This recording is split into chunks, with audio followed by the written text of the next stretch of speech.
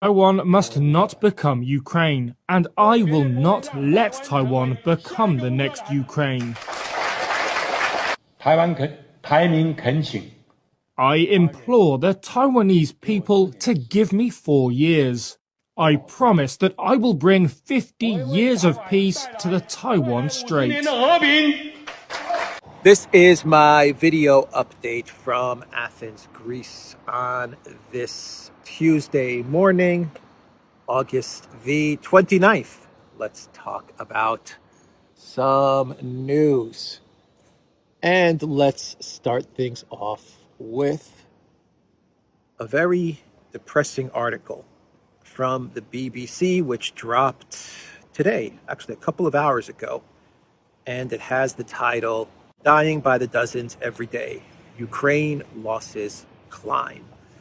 Now, this BBC article, it interviews a mortuary worker who goes by the name of Margot. She's 26 years old, and she works at a mortuary on the front lines in Donetsk. And she talks about how she is seeing firsthand a huge rise in dead Ukrainian soldiers. And the article talks about her experience and how she sees things shaping out in this conflict. And the article talks about how the more deaths that occur in this conflict for Ukraine, the harder the Ukrainian stance becomes. And basically, the article says that the Ukraine people in Ukraine are prepared to fight the Russians until the very end. But that's one part of this article. The other part of this article is where the BBC, in a way, admits to a huge number of losses that have been incurred by the Ukraine military because of the catastrophic counteroffensive. And it actually puts some numbers to these losses. So let me read you what the BBC is saying. Whether you believe these numbers or not, that's up to everyone to decide. But the fact that the BBC is talking about such big numbers in Ukraine military losses, I think is pretty important. It's pretty interesting that the BBC, within this article, is actually talking about the big losses that the Ukraine military has suffered in this failed counteroffensive.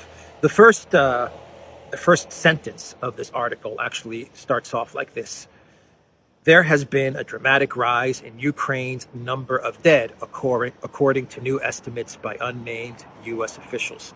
The BBC article then references a New York Times article where the New York Times quoted U.S. officials as far as the casualties of Ukraine were concerned. The figures remain classified, but U.S. officials quoted by the New York Times recently put the number at 70,000 dead and as many as 120,000 injured. It is a staggering figure from an armed forces estimated at only 500,000 strong. The UN has recorded 9,177 civilian deaths to date.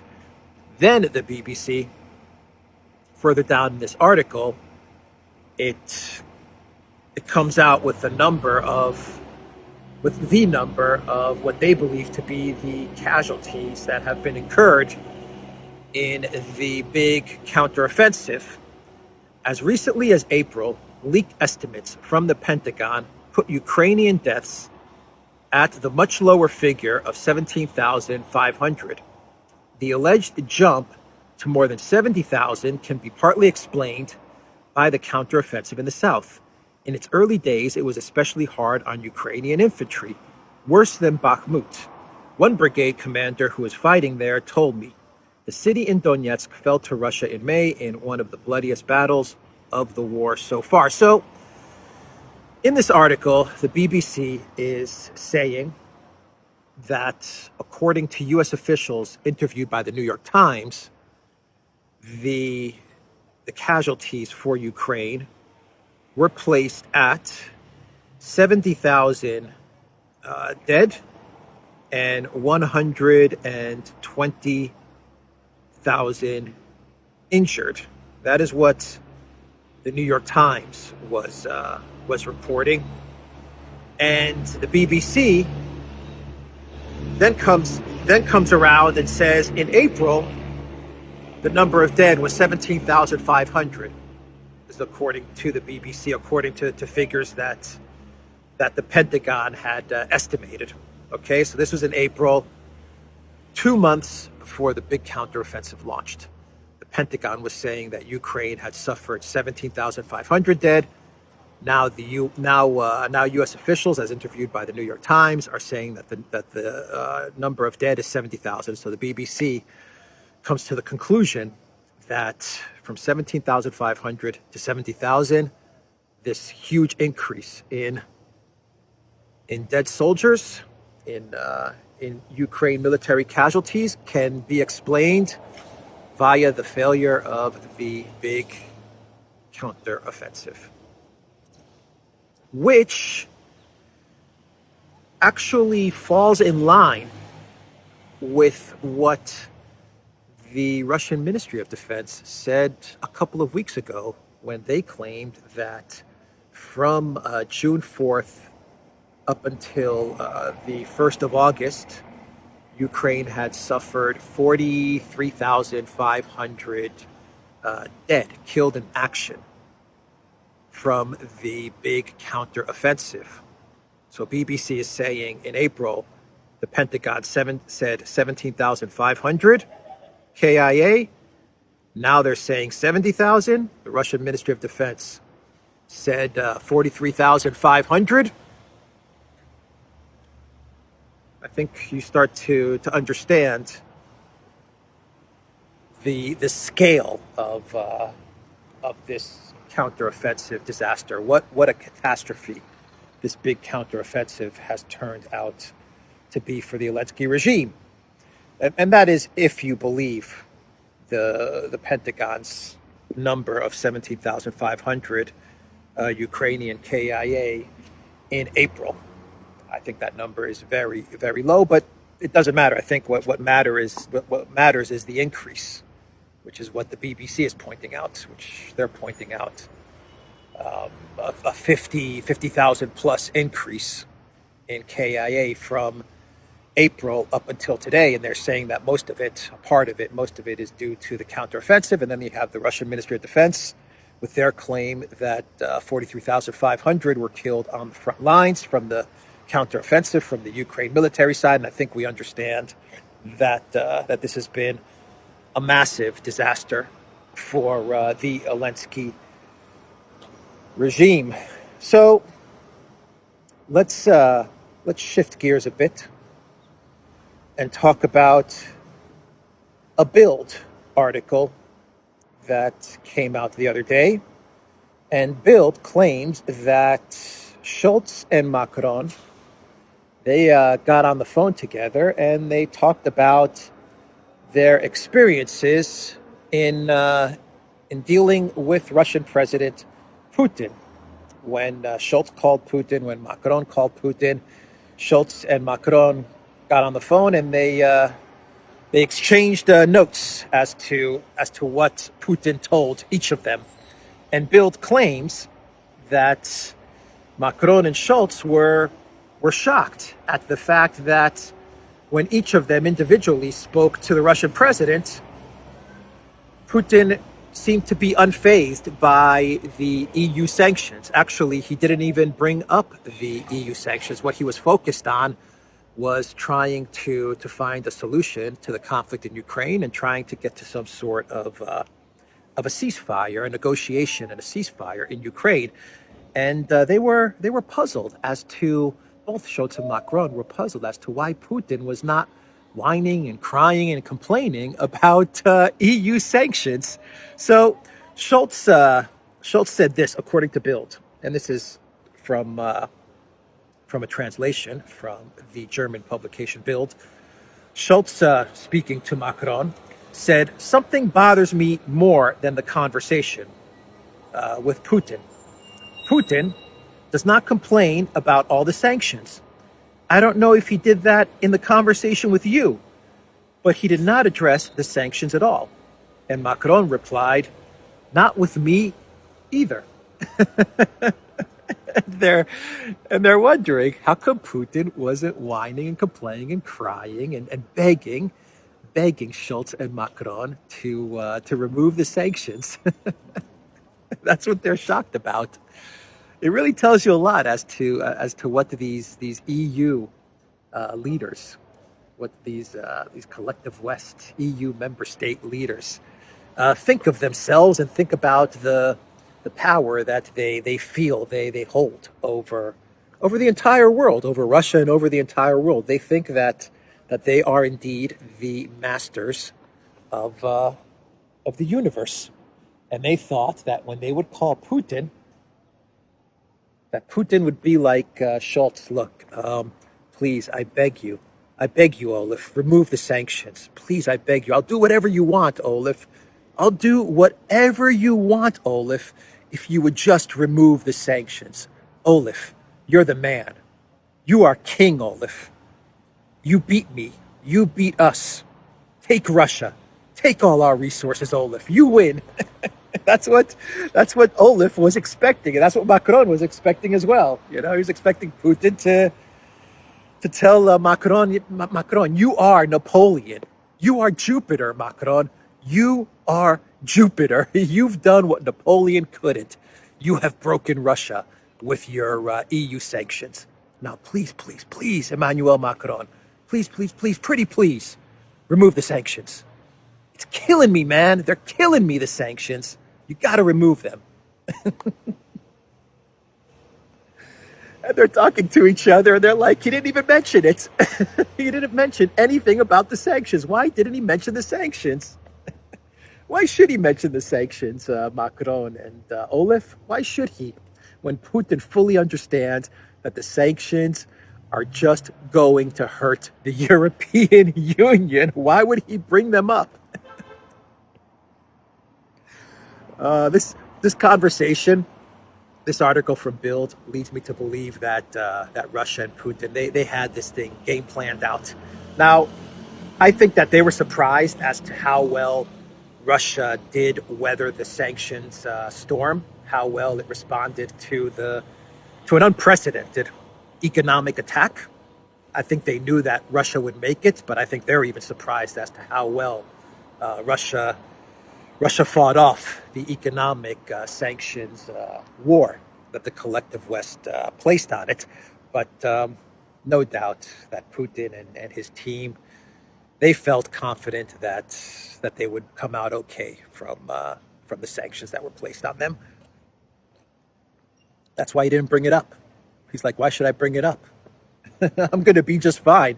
Russia's going to be just fine because we did our homework. We did our planning. You guys, on the other hand, you guys are screwed. That's what Putin should have said. I'm not going to talk about sanctions, but Olaf, Macron, you guys are going to be in big, big trouble. That's what you get for listening to Biden and Newland and Blinken. You fools. Look at this coffee cup. Nice coffee cup, huh? Summer vibe, summer feel to it. Anyway, that was an interesting article from Bild. These guys are so full of themselves, Macron and Scholz. They really are full of themselves. So Macron, yesterday, since we're on the subject with Macron, he said that France has given its blessing to ECOWAS to intervene in Niger, all for democracy. Macron is very concerned about democracy in Niger, not uranium, not uranium or France's position in Africa as an imperialist, colonialist power. He's concerned about democracy.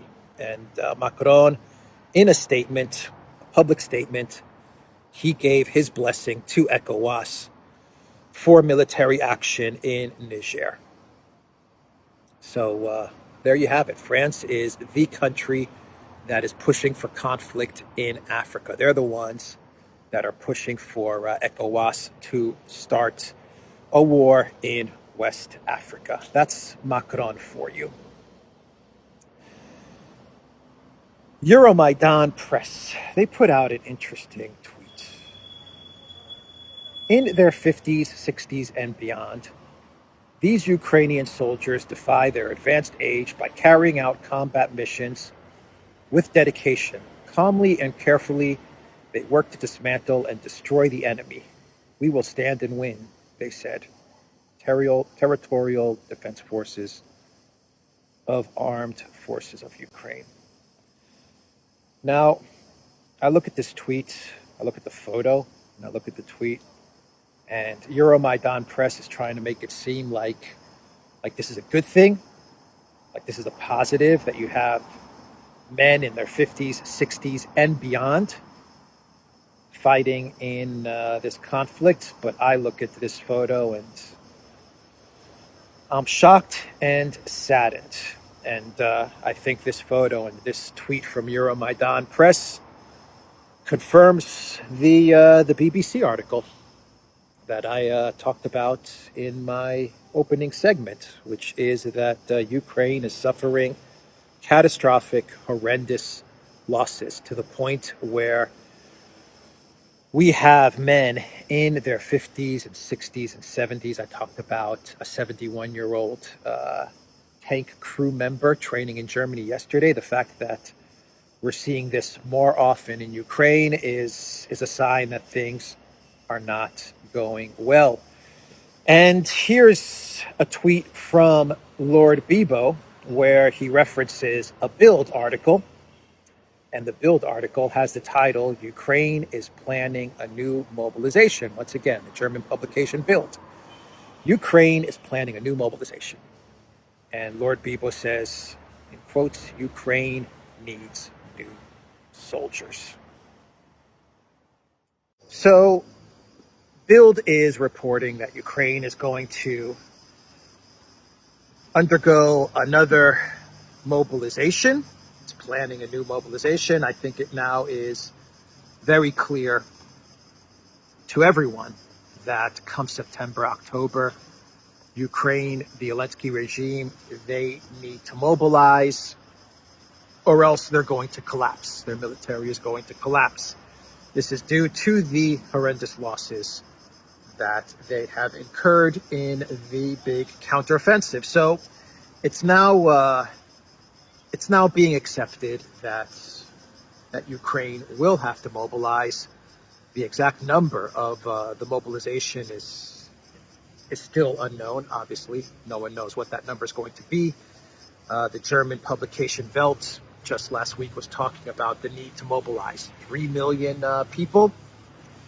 I've heard other publications and analysts come out with a number of 1 million. I've heard other analysts put out a number that's much lower than the 1 million. But whatever that mobilization number ends up being, the reality is that the Zelensky regime and the Ukraine military, they have to mobilize. If they don't mobilize, they will collapse.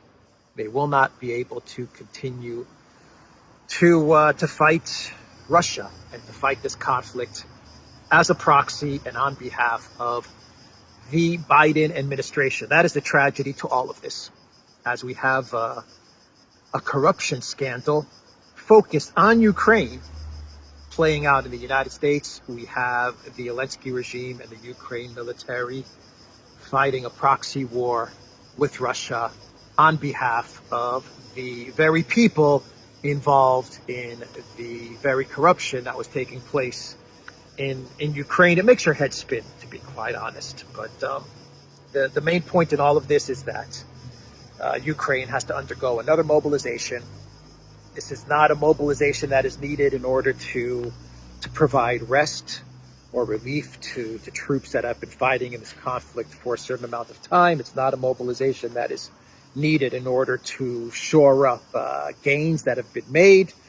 It's none of that. This is a mobilization that Ukraine has to undertake in order to replenish the KIAs that it has incurred and the casualties that it has incurred over the past 3 months since it launched this disastrous and failed big spring-summer counteroffensive.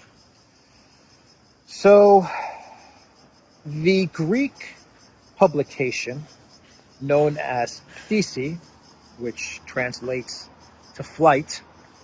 I'm not very familiar with this Greek publication, but they put out an article yesterday, which is gaining quite a lot of attention and traction, not only here in Greece, but across the interwebs. And they claim, this publication claims that Germany has approached the Greek government with a tank deal. And the Olaf Scholz government is telling the government of Greek Prime Minister Mitsotakis that Germany will give Greece 100 Leopard 1A5 tanks, older Leopard tanks, but modernized. Older, but modernized Leopard 1A5 tanks, 100 of them, if Greece gives 100 old Leopard 1A5 tanks to Ukraine. Now, the catch is that the Greek Leopard 1A5 tanks, many of them are sitting in a warehouse and are not combat ready. They have not been modernized. They're not combat ready. The Greek military is not using these Leopard tanks, cannot use these Leopard tanks. They're just kind of sitting in a warehouse collecting dust. What Germany is offering Greece is they're saying, we'll give you the same Leopard 1A5 tanks, but these 100 Leopard 1A5 tanks are modernized and they're ready for battle.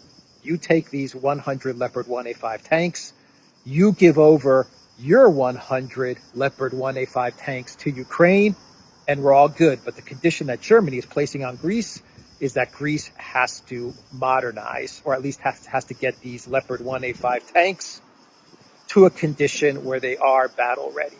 Once they do that, they hand those tanks over to Ukraine, 100 of them. Germany gives 100 Leopard 1A5 tanks to Greece, and all is good.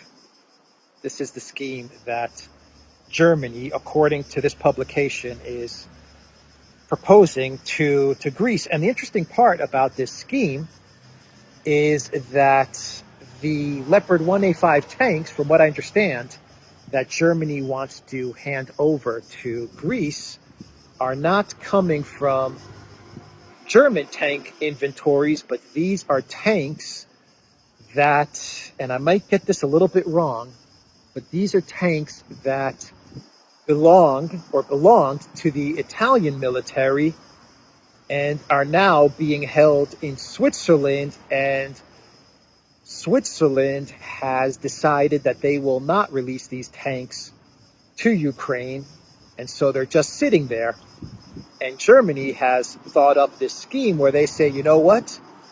There's 100 modernized Leopard 1A5 tanks in Switzerland that belong to Italy, but because Switzerland cannot deliver these 1A5 tanks to Ukraine as we are requesting, because the Swiss government has voted against it, let's create a scheme where these tanks go to Greece, and Greece gets 100 Leopard 1A5 tanks fully modernized, but Greece has to get their very old Leopard 1A5 tanks combat ready, and then they hand them to Ukraine, and that's how Germany has thought up to, that's the way they've thought up to solve this tank problem for Ukraine. Anyway, my head is spinning from this three-party deal that Germany has thought up, but Germany is they're trying to come up with. That's the trolley bus that makes that noise. Germany, they're thinking of creative ways to get those Leopard tanks to the Zelensky regime. Old Leopard tanks, but Leopard tanks. That's Germany's big concern, and those Leopard tanks are going to be destroyed by the Russian military. There is no doubt about that. So let's, should we do one more story before I get into a couple of clown worlds? Let's do a pre-clown world. How about this story from Podolyak, where Podolyak, Zelensky's BFF, he says that the collective West has given Ukraine the green light to destroy everything Russian in occupied territory. Okay, including Crimea. Okay, well, more statements from the Zelensky regime, which claim that the collective West has been supporting attacks on Russian territory. Of course, the collective West will argue that they don't consider Crimea or the new territories to be part of the Russian Federation, so they don't consider their support of Ukraine to hit these areas as an attack on Russian territory. That's going to be the argument that they make, including Crimea.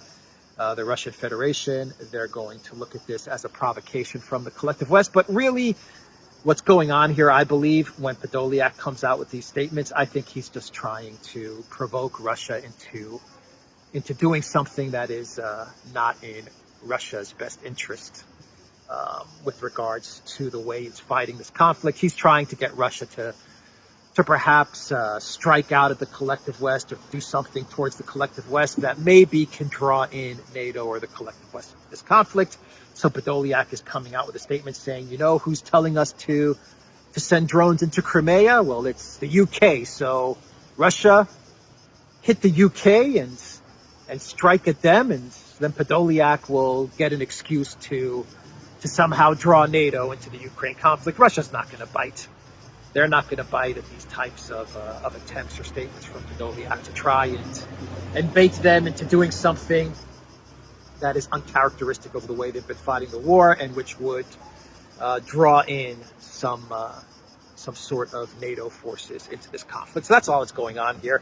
When you hear Podolyak come out with these statements where he says that the collective West is encouraging us to send drones into Crimea, what Podolyak is trying to do, he's trying to get Russia to react so that he could then get NATO into this conflict, because at this point in time, the only thing that could possibly save the Zelensky regime, well, two things. The only two things that could possibly save the Zelensky regime and probably save Ukraine is some sort of NATO intervention. And I don't even know if that saves the Zelensky regime or Ukraine, NATO getting involved in this conflict, or some sort of regime change in Russia or a palace intrigue in the Kremlin. And they tried that with Prigozhin and Wagner. It didn't work, and so I don't see that happening either. So this is just another desperate move from Zelensky's BFF Podolyak. Anyway, let me do a pre-clown world before I get into my clown world. And this pre-clown world is once again courtesy of the Estonian Prime Minister, Kaja Kallas. Kaja Kallas. She said yesterday that she will not resign. She said it again. She will not resign because of this scandal with her husband, where it has been revealed that her husband had all kinds of business going on with Russia, and he was making money doing business with Russia, while Kaja Kallas was telling the people of Estonia, the people of the European Union, the people of the world, she was telling them that you have to cancel Russia and you can't have any contact with Russia. You can definitely not do business with Russia. That was Kaja Kallas, and it was found out that her husband was doing business with Russia. But Kaja Kallas' excuse is that she had no idea what business her husband was up to. And she came out with a statement, and she said this, and I quote, "The opposition will definitely come out with a motion of no confidence, in which case I will appear before the Riigikogu, Estonian legislature, to give an account. I will certainly appear before the relevant committees, Callas told the state broadcaster ERR on Monday morning. In the same interview, however, Callas said she would not attend the joint session of the State Budget Control and the Anti-Corruption Select Committees scheduled for Tuesday. According to the Prime Minister, her husband's business activities in Russia did not affect the Estonian budget, so the committee had no jurisdiction. Callas told ERR she would like to know what exactly they are charging me with and look forward to the opportunity to put the matter to rest with a public session of the parliament and a vote. So if I'm reading this correctly, she's daring the opposition to put forward a no confidence motion, a no confidence vote. And she feels like she will be vindicated if this takes place. And she says that she'll appear in front of the Estonian legislature, but not in front of a joint session of the, I guess, of the parliament, of the State Budget Control and Anti-Corruption Select Committees. She won't appear in front of committees which are, I guess, being charged with investigating this alleged corruption on the part of her husband. So that is her latest statement. She will not resign.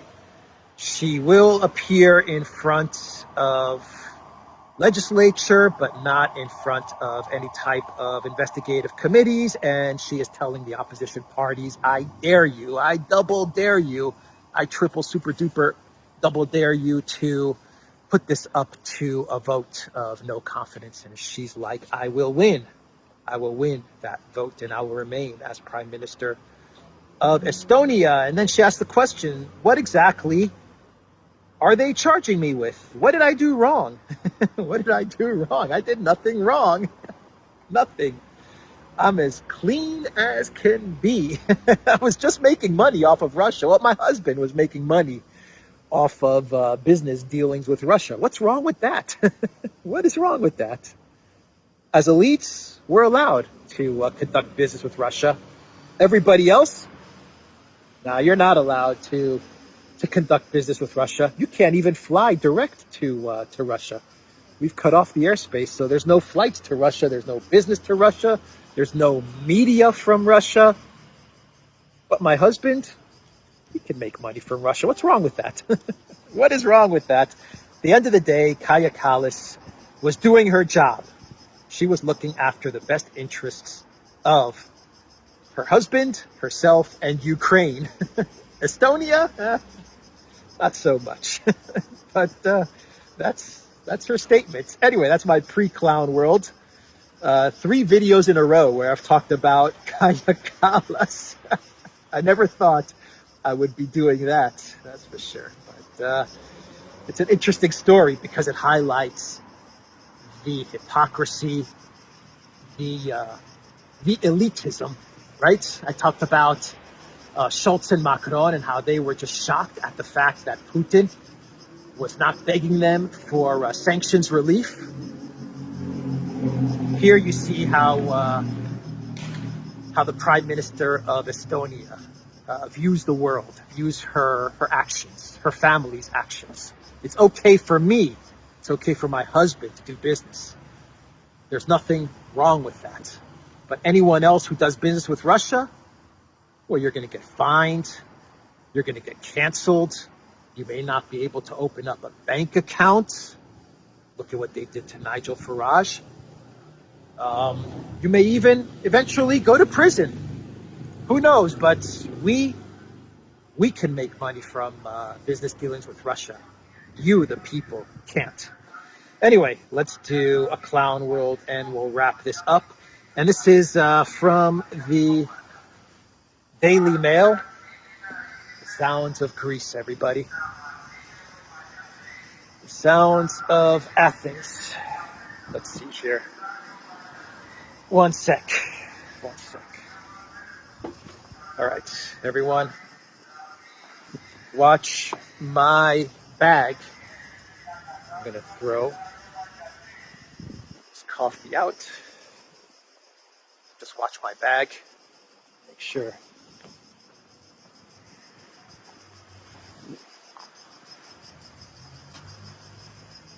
No one steals anything. All right, so the Daily Mail, they put out an article with the title, Exclusive, Eminem sends Vivek Ramaswamy a cease and desist letter demanding he stop rapping his music on the campaign trail. Eminem. Eminem, whatever. He is suffering from a terrible case of TDS. He really is. He's been suffering from TDS for a while now. Very talented artist, very talented rapper, but he's got a bad case of TDS. So he wants Vivek to stop rapping his song. Last week, Vivek was lip syncing, was karaokeing. is that a real word? He was lip syncing Eminem's. No, he wasn't even lip syncing. He was karaokeing Eminem's song "Lose Yourself," and a lot of people got a good laugh from it. Actually, this was in Iowa, and it was a pretty funny scene to see. Vivek, presidential hopeful, rapping "Lose Yourself" from Eminem. But Eminem did not see it that way. He got upset at the fact that a Republican presidential candidate dared to sing his song at a karaoke event. And so he wants Eminem wants Vivek to stop. To stop, a cease and desist. No more singing my songs, according to Eminem. Anyway, that's the video.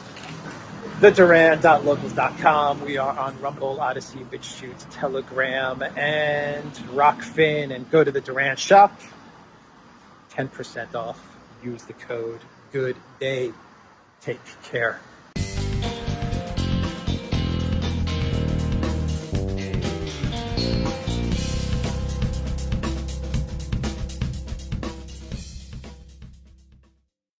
台湾绝对不能